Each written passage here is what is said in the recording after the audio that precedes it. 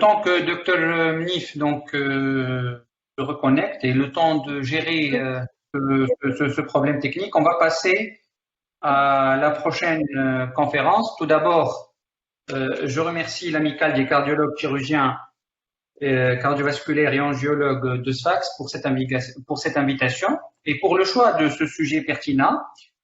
Et là, rapidement, je vais céder la parole à mon ami et collègue Dr Malim Drissa, professeur agrégé à la faculté de médecine de Tunis, cardiologue au service de cardiologie CHU La Rabta Tunis, et elle va aborder un sujet très pertinent concernant l'hypertendu. Est-ce que l'hypertendu peut jeûner?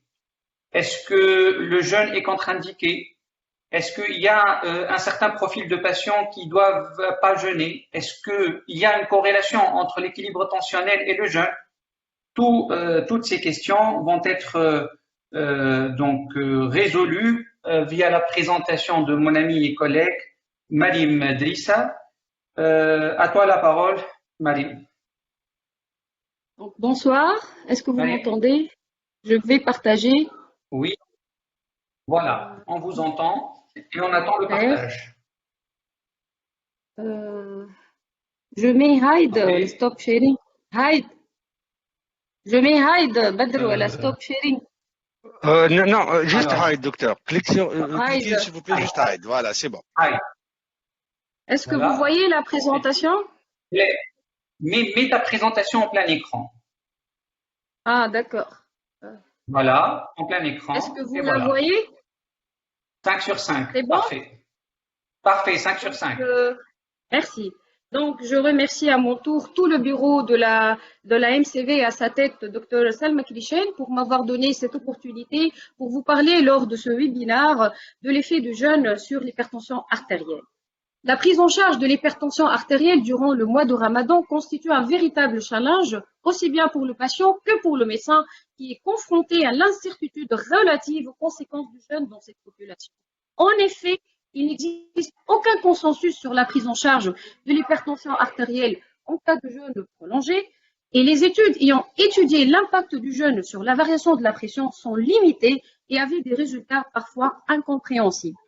Voyons un peu, en général, quelles sont les modifications qui sont induites par le jeûne. Donc, le jeûne s'accompagne d'un changement dans les habitudes alimentaires et par conséquent, on va voir des modifications au niveau de la variation pharmacocinétique de plusieurs agents antihypertenseurs. Le jeûne s'accompagne aussi d'une baisse du durée du sommeil en raison des horreurs de la prière et du stoul et en raison des soirées ramadanesques. Le jeûne aussi entraîne une baisse de l'activité physique et la privation d'eau va conduire dans les états extrêmes un état de déshydratation qui lui induit à son tour un stress mental et physique. Et donc, tous ces changements qui sont apportés lors de ce mois vont jouer un rôle dans la variation de la pression artérielle qui est régie à la fois par le facteur intrinsèque et extrinsèque. Voyons un peu quel est l'effet du jeûne sur la pression artérielle chez un sujet normotendu. Et là, je vous présente le résultat d'une revue systématique, une méta-analyse de 85 études qui se sont intéressées à étudier l'impact du jeûne de Ramadan sur les composants du syndrome métabolique dans la pression artérielle. Vous voyez bien, c'était des sujets vraiment normotendus. Et la conclusion de cette étude, et cette revue systématique de l'étude, est que le jeûne avait permis une baisse modérée des composants du syndrome métabolique et notamment la pression artérielle systolique. Qu'en est-il de l'effet de jeûne sur la pression artérielle chez un hypertendu? Et là, plusieurs questions sont posées. Quels sont les facteurs qui influencent la pression au cours du Ramadan? Est-ce que le sujet hypertendu peut jeûner sans danger? Quelles sont les contre-indications? Est-ce que les urgences hypertensives sont majorées au cours du mois de Ramadan? Comment gérer le traitement antihypertenseur et quelles précautions doit adopter un hypertendu pendant le mois de Ramadan? Là, je rappelle qu'il existe de nombreux facteurs qui peuvent influencer la pression artérielle, à savoir les habitudes alimentaires, la restriction de l'exercice physique, le manque de sommeil, le changement de l'horaire de la prise et l'observance thérapeutique. Je vous rappelle un peu que la pression artérielle suit un rythme circadien avec une tendance à la baisse pendant la nuit. Or, durant le mois de Ramadan, on assiste un peu à un bouleversement du rythme du sommeil avec donc une diminution de l'heure du sommeil et ceci d'une part au lever pour le jour et aussi à cause des soirées ramadanesques. Donc, je vous présente cette étude qui avait étudié l'effet du manque de sommeil sur la pression artérielle chez des sujets hypertendus. Elle avait inclus 36 patients hypertendus qui étaient bien équilibrés et elle avait comparé la pression artérielle chez un groupe qui suivait un rythme de sommeil normal et un groupe qui suivait un rythme, donc qui avait une dette du sommeil. Et on remarque que, en général, la pression artérielle aussi bien systolique que diastolique du début de nuit était franchement plus élevée dans le groupe qui avait un manque de sommeil par rapport au groupe qui suivait un rythme de sommeil normal. Vous voyez à titre d'exemple là que la pression de début de nuit systolique était beaucoup plus élevée chez ces patients qui avaient une dette du sommeil et la différence était significative. Qu'en est-il de l'influence du nombre de prises du traitement antihypertenseur sur la pression artérielle? Le cas le plus simple, c'est lorsque le patient est sous un seul traitement qui se prend en une seule prise. Là, je vous rapporte cette étude qui a été menée chez 17 patients hypertendus qui étaient sous monothérapie avec une seule prise. Et bien, la conclusion de cette étude, c'est qu'il n'y avait aucune influence sur l'équilibre de la pression artérielle n'a été rapportée chez ces patients, que je rappelle, qui étaient bien équilibrés pendant le jeûne de Ramadan. Là aussi, c'est aussi une autre revue systématique des études. C'est une donc revue de 21 études qui avait impliqué 1993 patients qui avaient une hypertension. Elle a évalué l'influence de l'heure du prise du traitement sur l'HTA. Et ben, la conclusion de cette étude, c'est qu'il n'y avait pas de différence sur le contrôle des chiffres tensionnels selon le rythme d'administration du traitement, que ce soit le matin ou le soir. Qu'en est-il lorsque le patient il est sous traitement qui se prend en 2 ou 3 prises? Pour ce qui est, lorsque le traitement il est pris en 2 prises, là, il n'y a pas de problème et on n'a pas constaté de modification dans l'enregistrement des pressions artérielles de 24 heures avant et après Ramadan. Et que le fait de prendre un antihypertenseur 2 fois par jour serait approprié. La grande problématique, c'est lorsque le traitement est donné en 3 prises. Et là, la problématique, est-ce que le fait de passer à 2 prises ou le fait de prendre simultanément dans un temps très court pourrait un peu influencer l'efficacité du traitement et sa tolérance. Nous arrivons à l'observance thérapeutique qui est l'un des volets dans le traitement de l'HTA. Qu'en est-il durant le mois de Ramadan? Je vous rapporte cette étude qui a été menée dans la région de Marrakech, qui a inclus 53 patients. 15 patients étaient jeûneurs. Ils étaient donc hypertendus, bien équilibrés. Et ils ont comparé donc l'observance thérapeutique chez des jeûneurs versus non-jeûneurs. Regardez bien que vraiment ils ont constaté que l'observance thérapeutique était moindre chez le non-jeûneur. À titre d'exemple, 24% seulement des patients jeûneurs étaient observants pour le traitement. Le 1/3 suivait les règles hygiéno-diététiques et la principale cause de non-observance durant le mois de Ramadan était les oublis chez les patients qui étaient jeûneurs.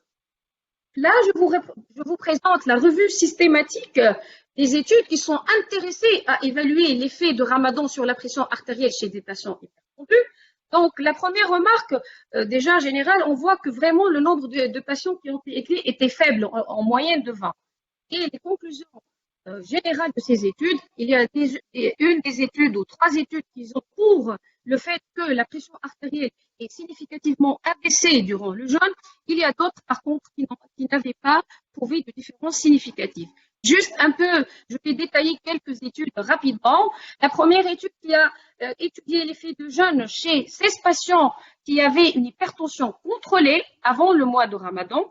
Et on voit très bien que la moyenne de la pression artérielle, aussi bien systolique et diastolique, avait tendance un peu à la baisse, mais vous voyez que la différence donc n'était pas significative. Une autre étude, par contre, qui avait pris cette fois-ci des patients qui avaient une HTA grade 2-3 et qui étaient sous bithérapie, elle aussi, donc, elle n'avait pas trouvé de modification sur les MAPA de 24 heures avant et après Ramadan, et elle a confirmé que le fait de prendre les antihypertenseurs 2 fois par jour serait approprié. Là, c'est une autre étude, par contre, qui avait inclus 20 patients qui étaient sous bithérapie au plus, qui a comparé la pression donc systolique, aussi bien systolique et diastolique de 24 heures. On remarque ici, par contre, que la pression artérielle systolique avant le Ramadan était à 40. Au moment du mois de Ramadan, on a tendance à la baisse, elle est passée à 129, avec une différence systolique. Les mêmes constatations étaient aussi observées pour la pression artérielle diastolique. Là, c'est une étude tunisienne qui a été menée sur 20 patients, qui a été publiée en 2016. Là aussi, donc, elle n'a pas trouvé vraiment de différence avant Ramadan et après Ramadan.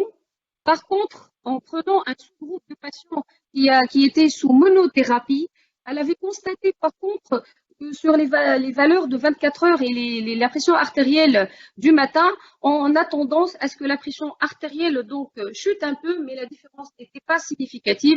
Par contre, elle a constaté dans son étude, le docteur Dijamzouri, que la pression artérielle diurne avait tendance à augmenter avec une différence significative et elle avait expliqué ça par un manque de régime durant ce mois. Donc, la plupart de ces études ont montré soit une stabilité des chiffres tensionnels, soit une diminution de la pression artérielle systolique et diastolique durant le mois de Ramadan. Et pourtant, nous savons tous que pendant le mois de Ramadan, plusieurs facteurs propres à ce mois peuvent engendrer un déséquilibre de la pression. Ce qui m'a permis de formuler quelques remarques. En fait, les études sur le mois de Ramadan et RTA sont tout d'abord, ils sont très rares en les comparant aux études qui sont intéressées au diabète.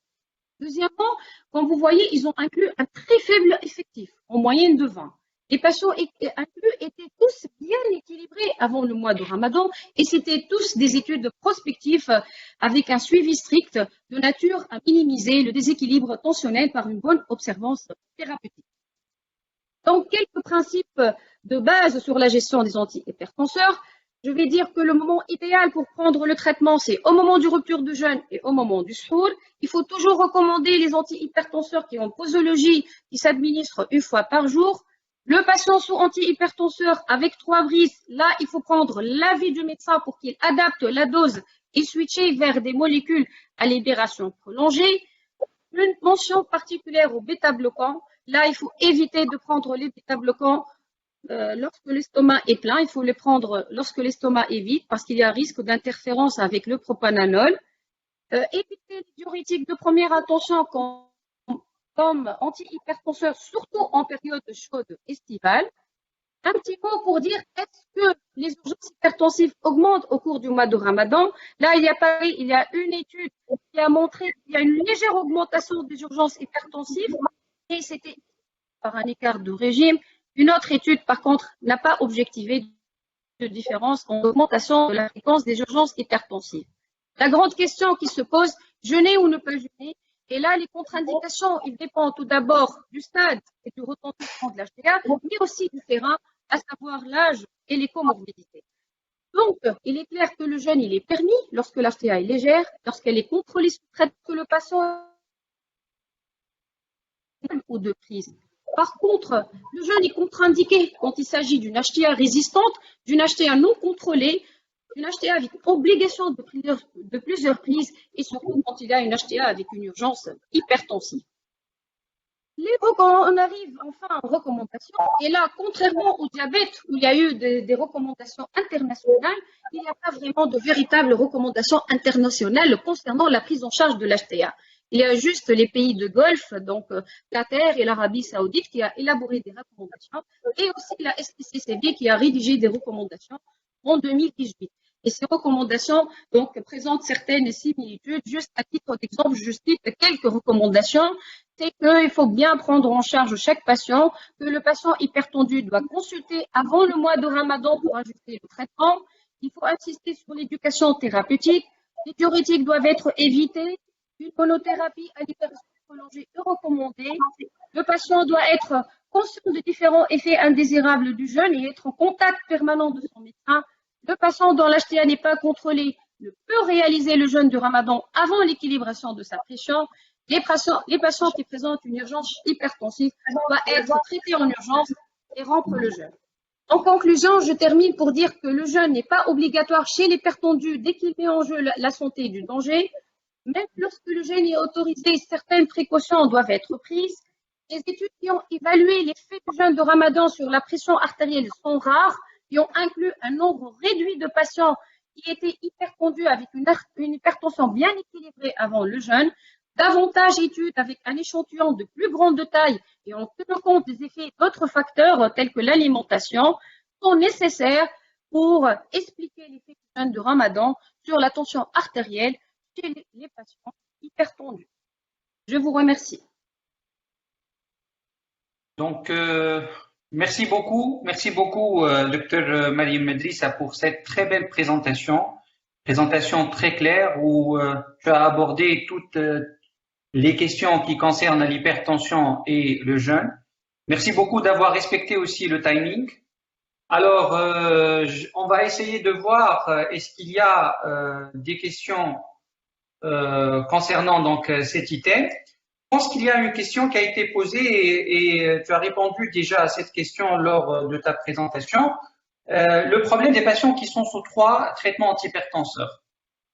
Et là, voilà, il faut consulter son médecin et c'est à lui donc de décider d'adapter la dose, de peut-être de switcher vers une molécule à action prolongée. Donc, il faut catégoriquement prendre l'avis du médecin et c'est à lui de décider.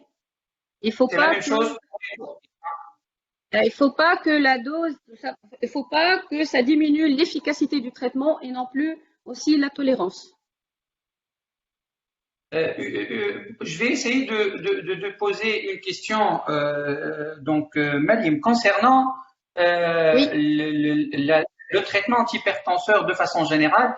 Est-ce qu'il y a une adaptation avant le mois de Ramadan? Est-ce qu'il faut diminuer certaines classes antihypertensives?